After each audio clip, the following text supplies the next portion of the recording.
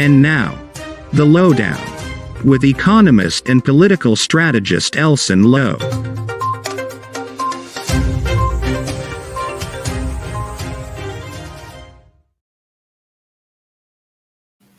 Good evening, and welcome to the Lowdown. Thank you for joining us tonight, folks. Another edition of the Lowdown. You know we love hanging out on a Saturday night. Welcome to the Lowdown, folks. It's going to be fun as always. Folks, you know what to do. Share that link. Let's give everyone a chance to see the show. I ran into a guy who watches the show and he said he always shares the link. So I encourage you to share the link as well. Thanks for tuning in here tonight, guys. Welcome to the Lowdown. It's going to be fun. We're going to cover a couple of different topics today, but also we're going to take a slightly different approach and actually deal directly with a video that was recently released by the government, where the president is making some remarks that I think aren't going to convince anyone. But we're going to deal directly with that, folks, and help you to understand exactly what is going on. Welcome to the Lowdown. I'm your host, Elson Low. Thanks for starting your Saturday night on a high with Elson Low, folks. Welcome to the Lowdown. Share that link. Let's give everyone a chance to see the show. It's always fun to be here with you guys. Always fun. You know we love the Lowdown. So welcome to the Lowdown. Now, folks, we're gonna touch on a couple of issues. We're gonna touch on the issue of the oil audits of the offshore oil expenses. You know that's an area of controversy where we have had to force the government to take action. The government has been resisting, checking to see whether or not Guyana is being potentially being robbed by the offshore oil companies. The government has been resisting even checking that. We're gonna highlight that again and highlight some of the ridiculous things they're saying now on this issue, which is a multi-billion US issue, folks. Billions of US over the course of the life of the oil industry. You could be looking at tens of billions of US that could be lost due to this issue. So, folks, we're gonna touch on that. We're also gonna discuss a bit some of these cash grants that they're providing for small businesses and give you a perspective on how much more could be done, folks, because that is such a minimal effort. We're gonna give you some perspective on that. We're also going to talk a bit about some of the infrastructure questions that we've got here in Guyana, and as to whether infrastructure development is actually yielding the progress that Guyanese have been looking for. Of course, we've now seen the government 3 years in office, folks, 3 years in office, and you have to ask yourself whether you are better off than you were under the coalition a few years ago. The government cannot hide anymore. I mean, it's been several years they've been in office. So we're going to talk a bit about that as well, folks. Folks, share that link. Let's bring everyone into the show. Always fun to be here on the Lowdown with you. We've got a meme of the week here for you. It's entertaining as always. We've got some funny videos here for you as well. It's going to be a fun night, folks. So share that link, and then let's get going. So, folks, the first thing we're gonna throw up here is a bit of a dark meme, but we're gonna have the operator throw that first one up as we kick off our memes of the week. And here you've got, we can just put that on the screen there. Here we've got someone saying, wasn't planning on drinking today, but it's Friday. And I miss Dr. Roger luncheon. Oh, goodness. You know, Guyanese always with these dark jokes, folks. How could people say this? But, you know, condolences to Dr. Luncheon. It's sad to see another Guyanese has been around in the political scene for a long time ago. So we wish him and wish his family condolences. But, you know, Guyanese love to make a joke out of everything, folks. They make a joke out of everything. Wasn't planning on drinking today, but it's Friday, and I miss Dr. Roger luncheon. Goodness me. Someone was saying just the other day that that Roger luncheon has been old for us. When I was a child, Roger luncheon was old. Which gives you a perspective. Some people said that it's he'll be here forever, and then only a week or two passes and he passes on. The person said actually on in replying to a comment on this issue that they feel bad for saying that he'll live forever. But anyway, condolences to his family. I just thought that was one of those things that Guyanese love to say. So looking for any excuse to drink, apparently. Folks, drink responsibly this particular weekend. And again, condolences to Dr. Lunchen's family. Now, that's one element of things. The other thing that we want to chat about with you tonight here is, as we mentioned, it's the 3-year mark, or it's just past the 3-year mark that the PPP has been in office. So we're going to give you a quick video here that gives you a perspective on how we think that they have performed. And if the operator could pull up that quick video, I'll give you some remarks right afterward. Some of you may recognize this video, so let's take a look at it. Can you watch me teach you how to ride? Look at this. Oh my god, that was a failure. That was gotta be my share relative. Normally he does ride good, but I don't know what happened there this morning. Trying to he's still watch, you see he's still coming out around doing a certain nonsense again. I don't know, he watch. He gone over so, come back over so. And it's shame we because we try to watch, you see? Anyway. One more time, operator. Some people may not. Riding company, watch me teach you how to ride. Look at this. Oh my god, that was a failure. That was gotta be my share relative. Normally he does ride good, but I don't know what happened there this morning. But the thing is that we were trying to he's still watch, you see he's still coming out around doing a certain nonsense again. I don't know, he watch. He gone over so, come back over so. And it's shame we because we try to watch, you see? Anyway. All right, folks. Well, that is, I think, a perfect metaphor for the way that the PVP has been, a perfect analogy for the way the PVP has performed this first 3 years. We're ashamed of them. I mean, goodness me, spending money. And we're going to get into some of that tonight. And people are thinking to themselves, oh, goodness, pressure. In fact, I saw some posts on Facebook today where people are saying Guyana is getting too expensive for Guyanese. Pressure, as the Guyanese would say. I remember someone saying, in the colloquial expression, things is not nice at all. Goodness, folks. After 3 years, you'd have thought that the growth that Guyana has experienced with the availability of oil revenues and with us having such a high poverty rate, as much as 43%, as indicated by UNICEF, that you would have seen deliberate efforts by the government to deal, number one, with poverty, number two, with the cost of living crisis, and to really help to drive Guyana forward in terms of the key metrics of people's well-being. But instead, you've seen the government try to build infrastructure, build it poorly, waste money, and Guyanese really be in frustration. So, of course, the views expressed in that particular shot are the views of that particular individual. I'm sure that guy who rides better on other days. But that just happened to be a great metaphor for what's going on there.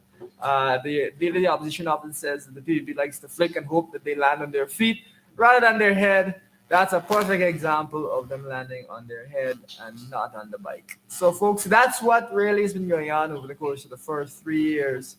But, we want to give you a little bit of a better understanding of this. And that's why we're going to jump over to the next slide there as we continue. So here we have the leader opposition has said that ordinary citizens have nothing to show for the PVP's 3 years in office. Now, the thing that I think is so important for us to understand and kind of get the context around is that we have to hold the PVP to a higher standard than we would have held any previous government because of the revenues available. From 2018 to now, the national budget has tripled. That is an incredible increase in the national budget. Now, are you 3 times better off as an average Guyanese? Do you feel substantially better off, like your life has made a lot of progress? Is that the way that you feel? Because many Guyanese are frustrated. Folks, this year's budget was $782 billion. We're seeing the government come back for more money, but we'll get there in a second.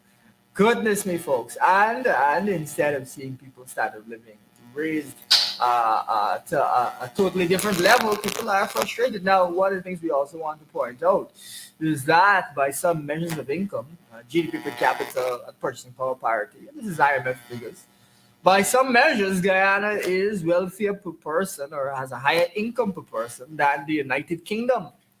Do you feel like you're living in a country with a higher standard of living than the United Kingdom? Do you feel wealthier than the average United Kingdom citizen? Or is it that the government has not been able to leverage these tremendous resources to make people's lives better? We're going to go into detail as to some of the things that are not being done, some of the things that should be done, some of the waste and the theft, and really the way that Guyana is just not being managed to the benefit of its citizens. So we're going to give you some perspective on that. But the first thing we want to talk about tonight is as we continue on, it isn't exactly a meme of the week, but it sure feels like a meme, is some remarks by the president on this issue. Now, it seems to us that some of the recent outreaches that the PPP has had, they've been getting a lot of criticism, even from some of their supporters. And of course, the cost of living crisis has not only affected AP and new supporters, not only affected people who are moderate, it has affected people in the PUP as well. It's affected the average poor PUP supporter, whether that's somebody of African descent, Indian descent, Armenian descent. Everyone is affected by the cost of living crunch and by the government's inability to do anything about it. Folks, we take this opportunity to remind you that the government has put aside a measly, minuscule $5 billion for the cost of living mitigation this year. And that $5 billion adds up, folks. What month is it? It's August, folks, and the government has not been able to give any proper account of how they've even spent that money. In fact, they have indicated that they have not spent the money. Now it's August. There's only a couple months left in the year. We've gone past the halfway mark by some distance, and they've still not spent this money. Gosh, I mean, you have to ask yourself if they really cared about the cost of living crisis. Why would they wait until August before they even spend the money that is allocated to help deal with the cost of living crisis? Now, we also want to point out that that $5 billion is next to nothing, folks. That is not even 1% of the national budget. The cost of living crisis that we've been going through for the past couple of years has been the most severe cost of living crisis for the last 40 years. And in Guyana, we've seen a higher oil price, which has provided us with actually quite a lot of extra revenue. In fact, we were able to indicate that last year about 60 billion Guyana dollars in revenue we were able to receive that we didn't even expect because of the war in Ukraine. But of course, the downside of the war in Ukraine and many other factors is that you see prices go up. And we're quite anxious that flour prices are about to go up once more because the war in Ukraine has escalated again with grain shipments that were previously being allowed through after a deal was struck between Russia and Ukraine. Those grain shipments have actually are now going to go through. And so the price of wheat has already started to go up. Things like sunflower oil, your cooking oil is going to go up as well, or should go up, as well as many other products that are related to wheat, such as your bread and your pastries and so on. Last time we saw a 25% increase, I think it was around 25% increase in the price of flour by Namilco. That, of course, increased the price of bread. People were complaining that the tennis roll can't even afford a bag of tennis roll now. The pressure is too much. As one social media user was saying, the pressure is getting worse. Folks, the people are always making jokes about these things. But unfortunately, this is the reality that the average Guyanese faces, is that the pressure is getting worse. But, of course, in the midst of this, PP has gone out to speak to its supporters, and it's getting a lot of negativity. It's getting a lot of criticism. And so the president came out now to defend the PPP's infrastructure-focused development program, which stands in contrast to our belief that you have to invest much more directly in people's livelihood, that you should provide structured, conditional cash grants that will, one, eliminate poverty quickly, but two, incentivize people to ensure that their children finish school, to ensure that they get their healthcare checkups, and thereby we can improve attendance at school, improve pass rates, and improve the healthcare system. Things like that we've talked at length about on this show. You've heard it on this show that we're going to focus on the way that we can use cash transfers to deal with poverty, deal with inequality, while also producing better development outcomes. Of course, it's always frustrating to see that despite billions more being spent on education, we've actually seen worst pass rate in mathematics, the critical subject of mathematics at CSEC for quite in the last year here in Ghana, which is really, really unfortunate. It's almost as if, we're wasting millions of dollars rather than spending it what we should be spending it on to get better outcomes. One such area that we want to focus on, of course, is making sure teachers are adequately compensated and ensuring that students are able to come to school and get hot meals and so on to help them as they learn. Now, folks, we're going to jump across here to a couple of minutes of the president speaking. And I'm going to give you some perspective on it. That we must understand that I want to spend some very brief moment outlining. There is a concept called net transferable value. What is a net transferable value? If you go all across the country now, you will see the value of real estate increasing. If you go to All Boys Town, where we did the new boulevard in All Boys Town and all the streets that we're doing there, in Barbies, in Linden, what do you think is occurring? There's a concept called the net transferable value. As the government improve infrastructure, improve drainage, give better roads, create new road networks, new highways, what happens? The value of property goes up. There's a transferable value that goes to the people in the community. When you have a new hotel going up in a region, a new stadium going up in a region, new athletic track going up in a region, investment in resorts, investment in new housing area, what do you think is happening? There's a transferable value. The tens of thousands of persons who are working in the housing sector, additional income. Those who are supplying the sand, the lorry workers, the truck drivers, the mechanics. So when the government invests in infrastructure, it is not that you're eating this, you will eat the school, but it creates what you call transferable value. There is a social value. All right, folks, thanks for bearing with us for a minute or two there. Now, the first thing that I want to point out as we break this down is, I don't know about you, but what I was picking up there is, to my mind, not an appropriate kind of body language or energy from the president there, where, I wouldn't like him to be speaking, let me put it this way, I wouldn't like him to be speaking to me in that fashion. And I get the impression that he's speaking to the average voter in that fashion. That to me is not what I would consider to be an appropriate way to conduct, to be speaking to voters. Now, of course, it could be that he didn't have his coffee for the morning or something. Who knows? But I don't see that as appropriate. That strikes me as, it makes me a little bit uncomfortable. But that aside, one of the things that we want to point out here, one of the things that's really critical, and we talk a lot about on this show, we have demonstrated and we've looked at IMF numbers and IMF recommendations that were made as late as 2022, where the IMF in its Article 4 consultation urged the government to reform its investment program, its program of spending on capital projects like infrastructure, urged the government to reform. And what has been indicated by the IMF is that Guyana, when it comes to these types of programs, is much worse off than the average Latin American and Caribbean country. That is to say, we are governed much worse than those countries.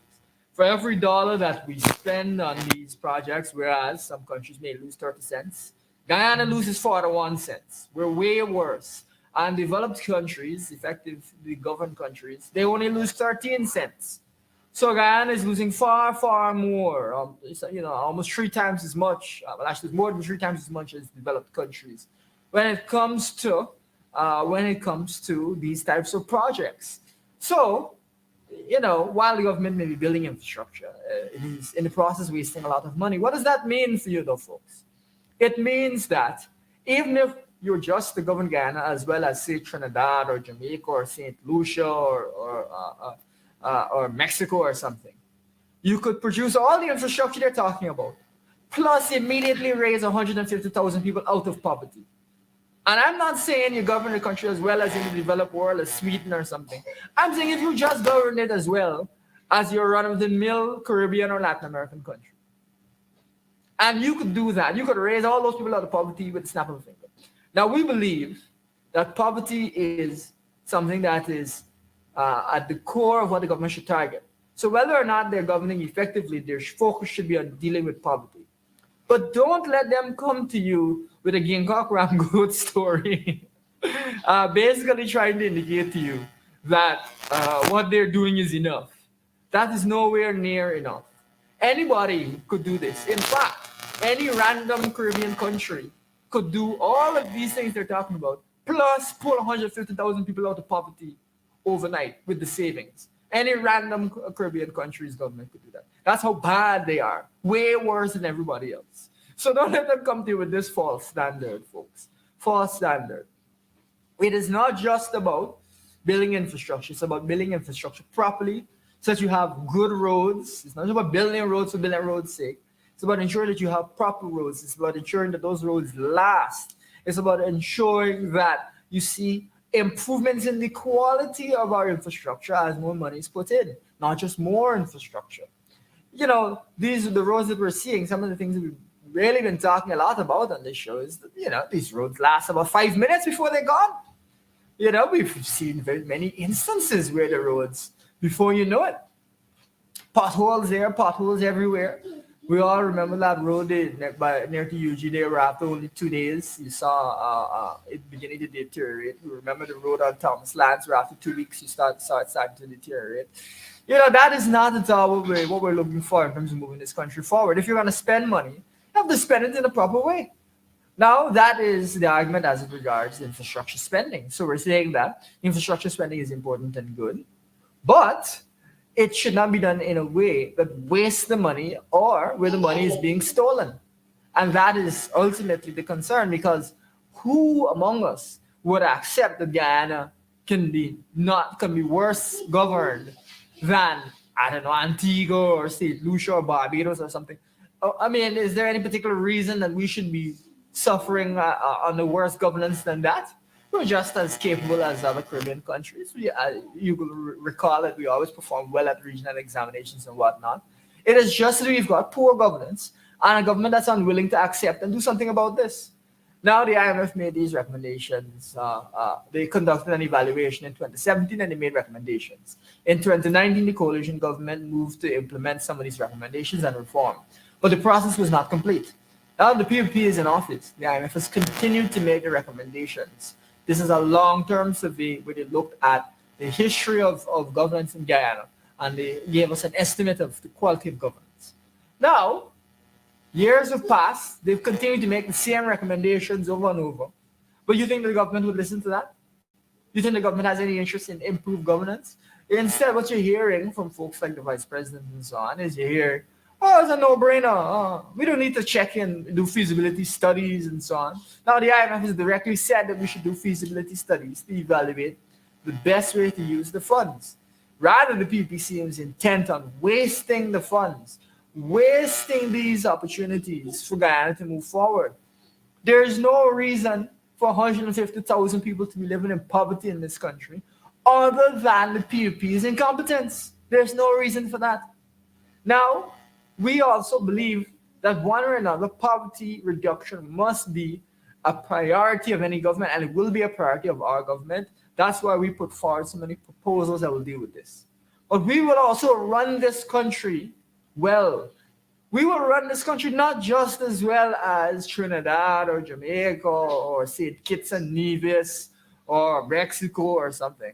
We will run this country, and we will aim to continually improve to run this country as well as a Norway or a Sweden or a Finland, as well as a Botswana.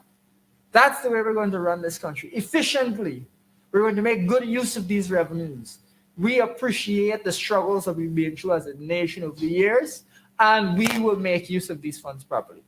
Hire the appropriate experts, hire the appropriate consultants, work together with civil society, hire graduates from the University of Guyana, put money into the University of Guyana to improve it, make the University of Guyana free, write off student debt.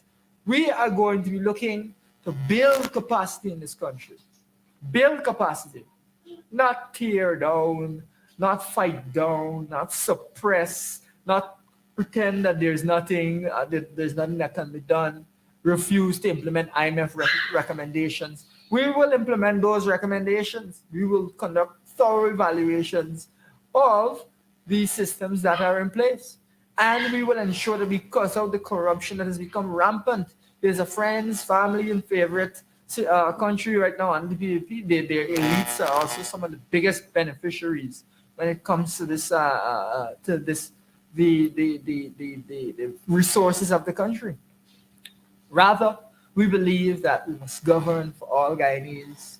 We believe that we must ensure that spending is not for the sake of spending, but improves people's standard of living, people's quality of life.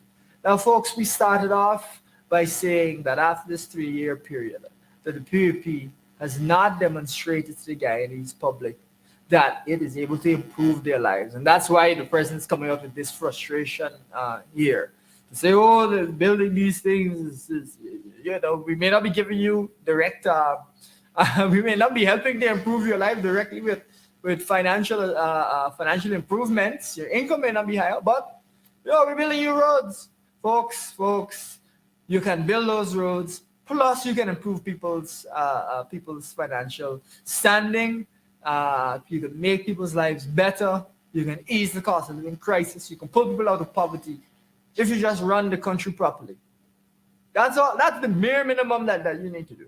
And they can't even acknowledge that they don't know what they're doing and they need help. They can't even acknowledge it.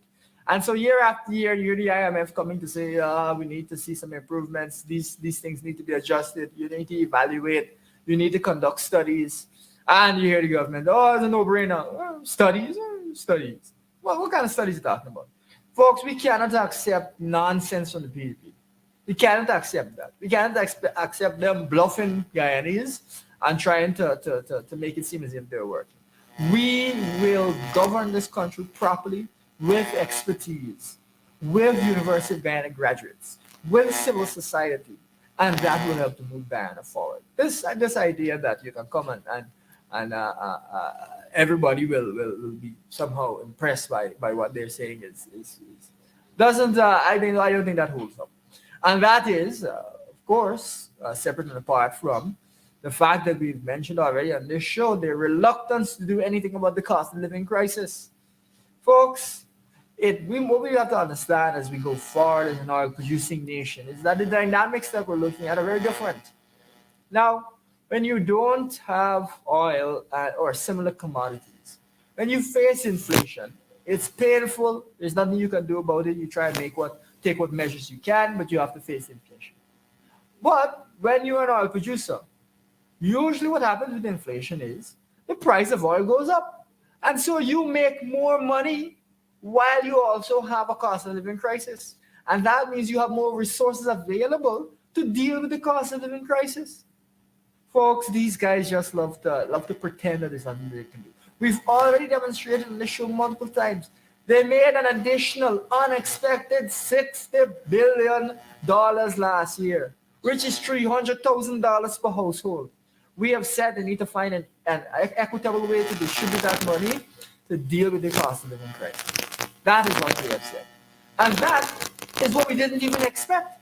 That doesn't mean that we can't take additional measures given the severity of the cost of living crisis. Now, even if inflation cools a bit this year, it is not that the prices have gone back to what they were before. It's that they stopped rising as quickly, but they're still very, very high. That is the challenge here, folks. It is not the prices have gone back to what they were before. That is the sad thing. On the coalition, you saw very low rates of inflation. You saw us also increase substantially public servant salaries, and those low rates of inflation remain there. PVP has been sluggish, refused to increase public servant salaries unless they absolutely had to, and even then, only for small subsections of the overall public service. It is really something that's very sad that we're seeing in Guyana. This level of just not caring, but also this level of incompetence. But you say to yourself, all right, well, maybe they've turned it around, they're going to govern better this year. We've talked about them not using the money for cost of living relief that was put out there, and it's already August. But let's talk about someplace else where they're coming to the Guyanese public with nonsense again. Let's get the next slide up here as we see what's going on in the parliament right now. So what we're seeing is the government is going to the treasury for 91 billion more after already passing a budget of 782 billion, a budget 40% bigger than last year's budget. But folks, let's break this down for you. Folks, you may recall that a couple of weeks ago, they came to the parliament for in excess of $30 billion. Now they're coming back for in excess of $60 billion, and that's how you're getting this $90 billion figure. But folks, you mean to tell me that they came for 30 billion and they didn't know that they needed the 60 billion 2 weeks ago? They didn't know that. Folks, they didn't know that. How can you be governing in such a haphazard manner that you did not know 2 weeks ago that you had a $60 billion expense that you needed to cover? What are you doing? Are you not paying any attention to what is going on? Well, folks, you're going to see later on in the show that this is exactly what's going on. 2 weeks ago, they needed 30 billion. Now they're coming back for twice as much. Instead of making one thing and withdrawing the money, they are now coming back for a second amount. Goodness, folks. And they're standing up there with a straight face to tell the Guyanese public that they wanted this money. Now that is a huge sum of money. That money, if they wanted to access it, they should have come to the Guyanese public 2 weeks ago and had a proper discussion. Not be giving it in dribbles every 2 weeks. They're going to come again in another 2 weeks for another 50 billion, and then 2 weeks later for another 80 billion, and then 2 weeks later for another 100 billion. Is that how we're going to govern this country? Folks, it is no wonder that you're hearing that Guyana is worse off, that Guyana is not governed as well as your typical Caribbean and Latin American country. If these folks don't even know that they're going to need $60 billion 2 weeks from now, don't even know that, can't plan out something as simple as that, it's no wonder that the country is not being governed properly. How could you be governed properly? Their folks are scrambling around and not knowing what is going on, or they're pretending, which is also possible that the government is just pretending that it doesn't know, and it knows fully well that it is not governing this country properly and has no intention of acknowledging that and improving. But folks, we are going to touch now on the question of the oil audits, and you're going to see the same kind of bizarre poor governance echoed here. So let's get the next slide up here as we talk about these oil audits. So now what we're hearing from the GRA is that a lot of their skilled staff, especially with regard to cost oil auditing, are being poached by oil companies. Now they're saying that they need to be able to pay their staff more at the very least in order to be able to keep them and to attract people. We believe that the GRA should be fully supported with the funds, the adequate funds, to ensure that they can pay staff as required. But the reason that we're in this quagmire in the first place is the government's refusal to raise public servant salaries. And so the oil industry is moving ahead and people are being paid well there. But people in the public service are not being paid well. What do you think is going to happen? People will leave. In fact, I was discussing this very issue last year with a prominent young person in Guyana who looks at financial matters in Guyana, and the question of if the public servant salaries do not increase, whether the public service will be raided by the oil companies. That's exactly what's going on. And so the government has not been supporting the GRA in the same way that it has not been raising teachers' salaries, in the same way that it has not been raising policemen and army officers' salaries, in the same way that the average public servant has not been paid the way they should be paid. Folks, we take this opportunity to remind you that Guyana, by some measures, has a higher income per person than the United Kingdom. At purchasing power parity, we have a higher per capita income than the United Kingdom. Can you believe that? And these folks out here not paying people, and as a result, the people are leaving and going to the oil industry. Goodness me. What is going on? But that's not it, folks. It gets worse. It's even worse than that. Let's jump over to the next slide as we continue this examination of utter incompetence, folks. Now look at what Vice President Jagger is saying about this. The GRA must notify the government the inability to conduct the audits. And this is, of course, because the staff are being poached by these oil companies. Now, folks, Is it not the duty of the government, especially those tasked with dealing with oil and gas matters, like the audit of the offshore expenses, like ensuring that Guyana is not being overcharged, money is not being, that Guyana is not being fraudulently charged for expenses that it shouldn't be charged for?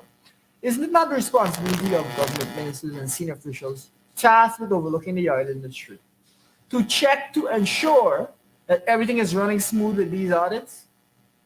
What kind of nonsense are we hearing here from the government? That the GRA must notify the government. That sounds like the government has not been checking to see what is going on with the GRA and these audits. That's their whole job. Their whole job is to go and ensure that things are running smoothly. They are waiting on the GRA to tell them something. Folks, this is our comment that you hear from a government that is not serious, does not intend to audit, and is perfectly happy to let Guyana lose billions of dollars. But you have to ask yourself the question as to whether this is due to corruption. You have to ask yourself those questions. So what we want to give you tonight, folks, we want to give you a perspective. We want to help you understand what the experience of other countries has been when it comes to this type of corruption in the oil and gas industry. So you can have a sense of how serious and alarming these things are. But to hear from the government that they are not, that they have to wait for the GRA to tell them that there's an issue, and that they have not been checking with the GRA regularly, that is disturbing to hear, folks. That is disturbing. Now, let's jump across to the next slide before we hop into a quick 3-minute video to give you some full perspective here. Now, what the Vice President is also saying is, oh, it's good that labor is able to move around the economy and leave the public service. Folks, you sometimes have to want it to yourself. But the other thing that is disturbing is he's talking, oh, we put 17,000 people in gold scholarships. Folks, I know people who've taken gold scholarships and said that it did not improve their employment prospects, that it was a waste of time. I know people who've taken gold scholarships and are still working minimum wage jobs. It was a waste of the time, they told me. Folks, the gold scholarship program, which we've been saying from day one, has not been focused on the oil and gas industry's needs. It's a lot of random programs that come from universities that aren't even focused on oil and gas matters. Just random programs that you see there, and then 1 or 2 oil and gas programs mixed in. I don't know what could possibly go into their head other than let's put out big numbers so that it feels like, oh, you know, we're producing a lot of scholarships. It looks good, but it's not actually doing anything. Instead, they should be pumping that money, as we have said, Lady Opposition has said in his budget speech. We should be pumping that money into the University of Guyana to make it one of the best universities when it comes to oil and gas studies in the world. We should be ensuring that the University of Guyana students are equipped to be able to fill our needs in the oil and gas sector, both from the government side, the monitoring and evaluation, and from the private sector side. Not sending people on gold scholarships to study who knows what from universities all across the world. I mean, what kind of a plan is that? And so it is no wonder that there's a labor shortage. It is no wonder that there's a problem. Really, as the opposition leader said, it is a manifestation of incompetence. Goodness, folks, goodness. That is what we're seeing, and that is what really is so alarming around this multi-billion-dollar issue. Now, in the first audit, which we had commissioned, which they've still not released and not put forward a timeline as to their release, the government, that audit was leaked, and it was indicated that, you know, almost 13% of the funds that the oil company is claiming back in terms of cost oil, that it's claiming back as its expenses, are questionable, which are, you know, it's hundreds of millions of dollars. And they've hid that from the Guyanese people. They didn't want the Guyanese people to know that there are hundreds of millions of dollars that they could recover from these oil companies, potentially recover from these oil companies. Now, folks, there's a second audit that is currently, again, not hearing about it, and we have to continue to speak about it. And that audit, it could be as much as $1 billion that could be in question, a huge sum of money. Now, folks, just imagine they're not committing to when they'll finish these audits. Just imagine they're not staffing the GRA, supporting the GRA so it can assist with these audits. These people are serious about this, or these people are perfectly happy to let these billions of dollars go by the wayside? Now, what should we be alarmed about when it comes to corruption and oil in this country? When it comes to missing funds, as this billion and that 200 million is raising flags. Let's get some perspective from a quick video here about Nigeria's experience. And you can look at the style of governance and see if you see any parallels as to whether we're heading in that direction. Because really what is at stake here is billions of dollars over many years. We're just at the start, and we have to be alert as a nation as to the possibilities.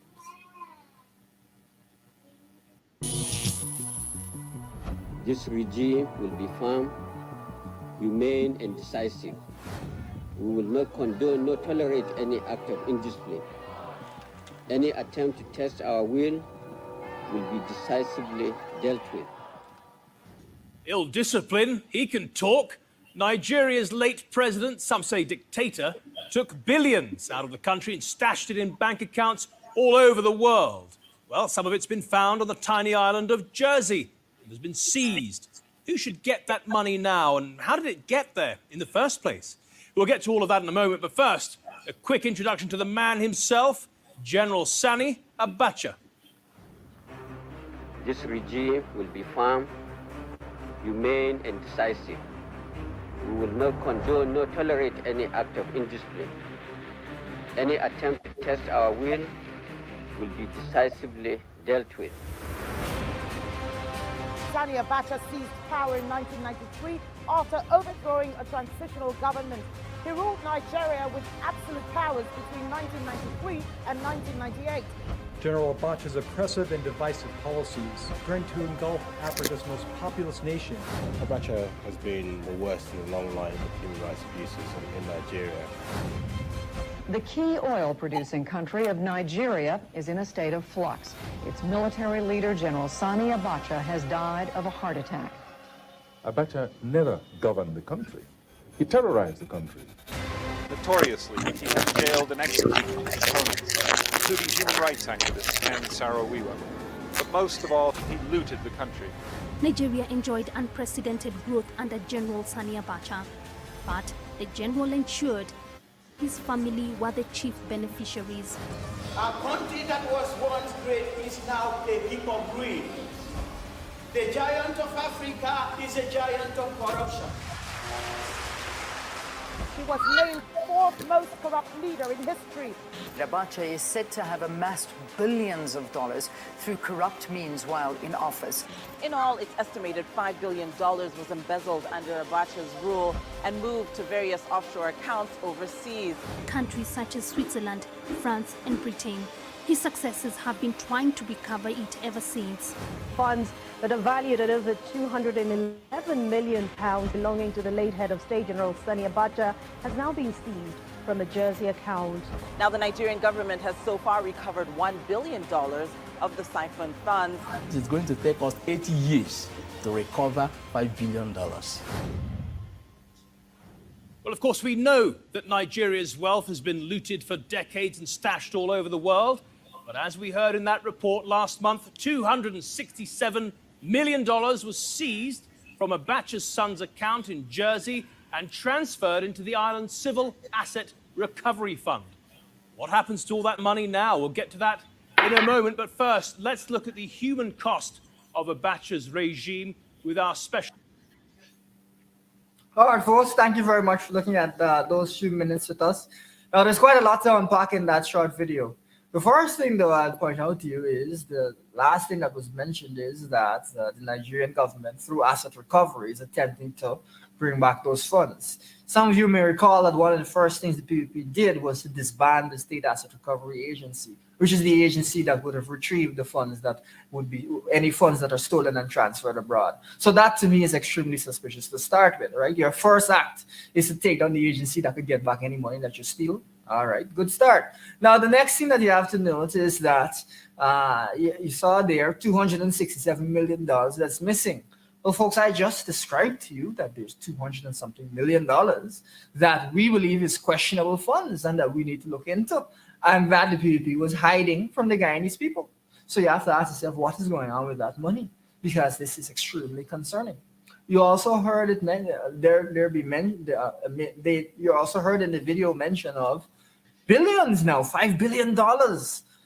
Folks, what we're trying to help you to understand is this is not a one-to-one and done thing, but they can continue to be this lack of transparency, and if there's theft, continue to be theft over a prolonged period of time, because if you're not going to have any transparency, if you're not going to be allowing auditors to properly check these expenses, then you could easily be inflating the expenses and then taking a cut from that inflated expense and stashing that abroad. Now, they've mentioned some of these offshore countries and so on where that could be happening. Jersey was mentioned. You have Switzerland, France, the United Kingdom. We've mentioned some of the concerns around other oil producers and monies that have been stashed abroad. Folks, we cannot allow a situation in this country where when it comes to checking these expenses, allowing auditors to carry out their duties, paying auditors so that they can actually work to do these duties, we cannot allow a situation where we do not have that kind of oversight, because this is exactly what could happen. Now, when you look at what's going on with the GRA, where it's not being appropriately funded by the government, where the government is not supporting it, you have to ask yourself if the reason the government is not supporting it is because they see stories like this and they get a little bit jealous. They think to themselves, oh my, if we have audits, I'll never be able to steal $1 billion. But if I could prevent these audits, then I can get away with it. Folks, we cannot allow them to get away with this kind of thing. We cannot allow this to be a possibility in Guyana. We need to see these audits. We need to see these things brought to light. And we need to have our funds accounted for. That is the long and short of this issue. And it is very alarming that we're seeing the government put up so much resistance. In fact, it's only after we in the opposition lit a fire under the issue that they actually started to do anything. And even then, they continue to hide the audits. Now, I've also said that it should be a criminal offense to hide these audits. So we'll have to see whether the government is finally going to be able to produce these audits. But it's not looking good here, folks.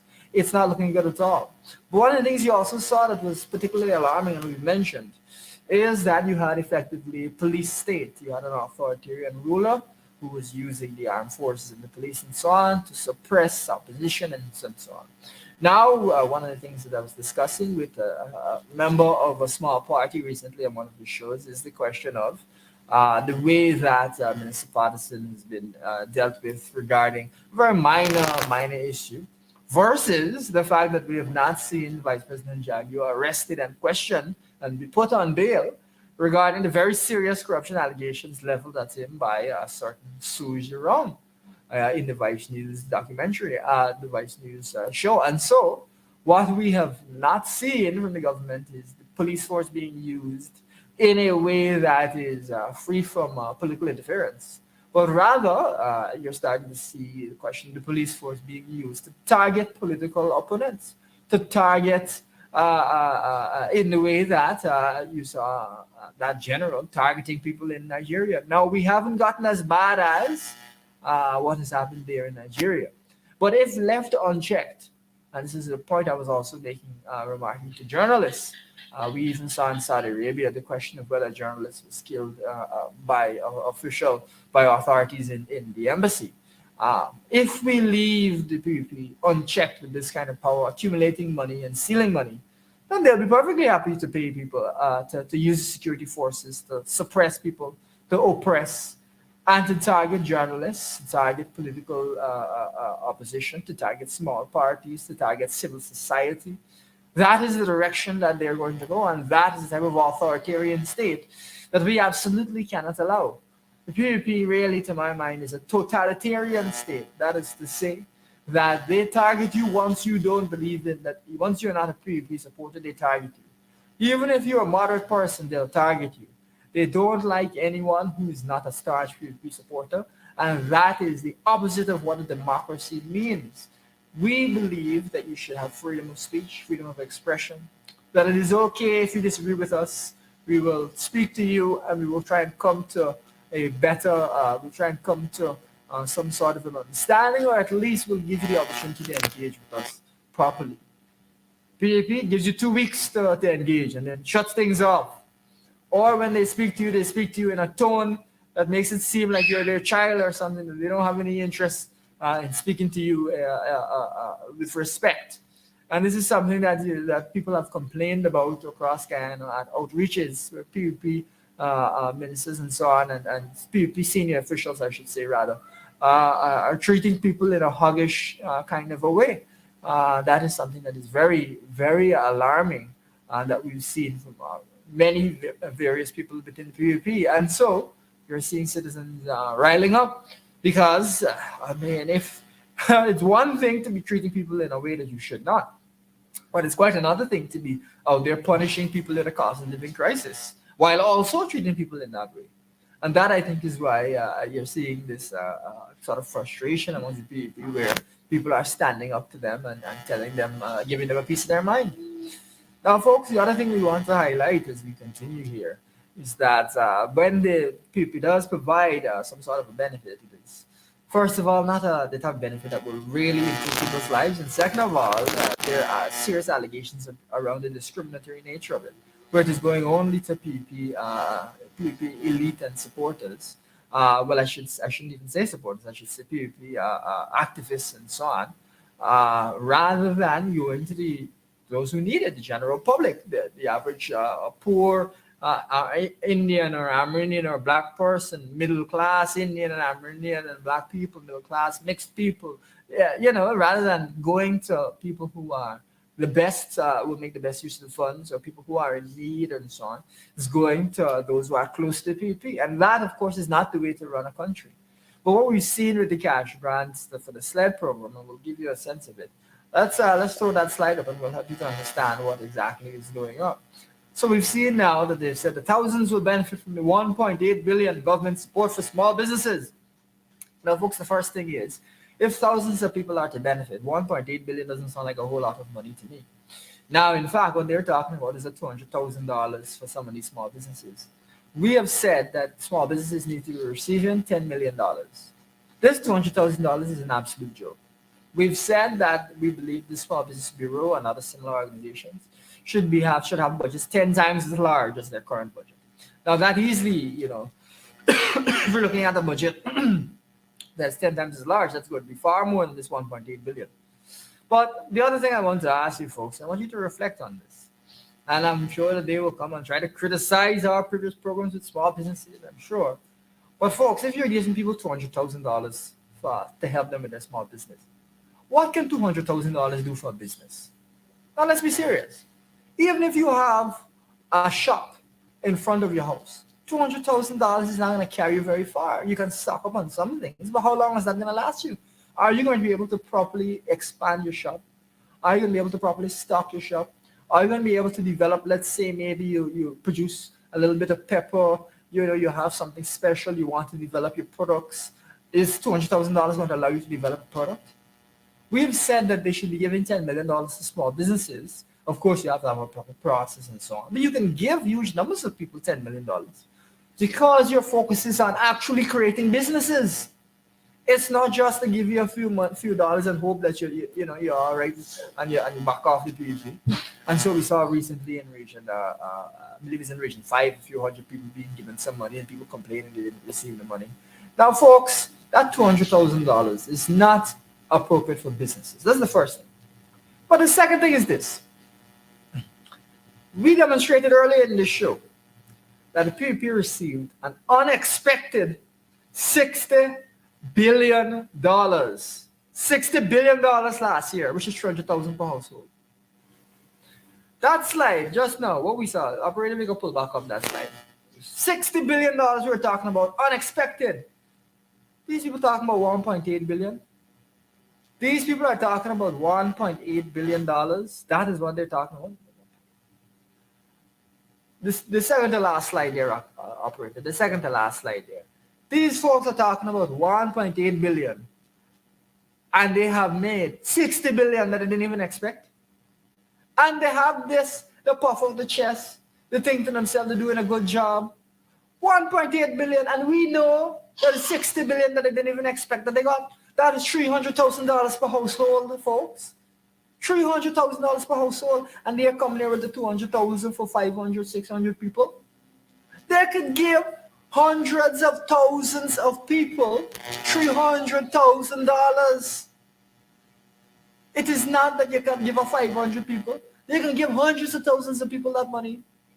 This is so comical, so pathetic that this is what they come to the Guyanese people with. And we gotta call them out. Now we are happy to see some people receive benefit. We're happy to see that. Well, first of all, it shouldn't be a benefit this small. And second of all, folks, they're operating like if this is some big deal when they could give hundreds of thousands of people even more money than this. Goodness me, folks. Goodness me. This is what we're faced with. Let's go to the next slide there, operator, as we wind things here down on the lowdown. So now we've got the mayor, former Mayor Narayan, who put out some interesting remarks as well. I thought that these were, that he made an interesting point on this. And it relates again to this question of these resources, because the mayor indicated that the recent distribution of the small business cash grant, has triggered widespread criticism due to the apparent favoritism displayed towards individuals associated with the PUP. Reports suggest that a staggering 95% of the recipients were either PUP family members, friends, and party councillors or party councillors. Now, regrettably, he says, this lopsided allocation only serves to deepen divisions within Guyana, tarnishing the government's credibility and stifling the growth of small businesses. So, it is not a given, or at least the allegation is, it's not a given to the average small business owner who needs assistance, but they're given to their party people. Can you imagine this, folks? This is what we're faced with. This is the kind of divisive politics that we're faced with in this country. The friends, family, and favorites, the PUP elite politics that we're faced with in this country, crony capitalism. This is what we're faced with in this country. It is utterly disappointing. It is utterly disgusting. And it is so, the amount of money involved is so small that you really have to rub your head in disgust at these people. You have to tear your hair out of your head in disgust at these people. Can you imagine coming with a straight face to tell people that they are providing them with small business grants and so on? We have said that these grants need to be big enough to help people to build and expand their businesses, to help people to develop new products, to help people to bring these products to market, and to help people to export these products. It's not just a few dollars here and there. Will there be monitoring and evaluation of these monies once they're given out? Will there be monitoring and evaluation to see that these monies actually improve people's businesses? Or is it just money that they're giving out to try and calm down a few people who are complaining? That is what we're faced with in this country. It is a question, really, of the difference between a government that will help Guyanese to have a high standard of living, to move forward with their life, to make money and to be happy and to feel proud, versus a government that is giving a few dollars here and there, while it stashes money, while it steals money, while it hides from accountability, while it hides from any kind of proper transparency, while it attacks civil society, the opposition, small parties, anybody that dares to mention that this is what is going on and that more needs to be done. Folks, on that note, we're alarmed by this. We know that you are alarmed as well. And we want to remind you that ultimately the PAP is coming to the Guyanese public with frex, when there are huge sums available, when we have a country with a GDP per capita, purchasing power parity, one measure of income, that is higher than the United Kingdom, where you have public servants crying out that they don't have the right enough wages, and as a result, they're leaving important jobs, even like jobs in the GRA. You have a government that doesn't understand the needs of society, doesn't want to understand the needs of society, and is focused on itself and its friends, family, and supporters. Folks, on that note, we'll thank you so much for tuning in to Lowdown, and we'll catch you in the next one.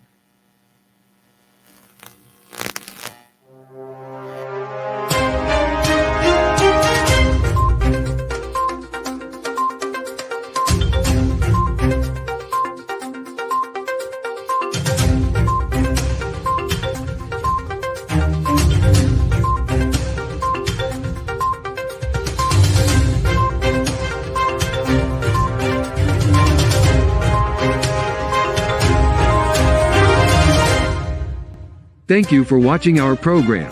See you right back here, same place, same time. And remember, hold the line of battle, comrades. Our victory is sure.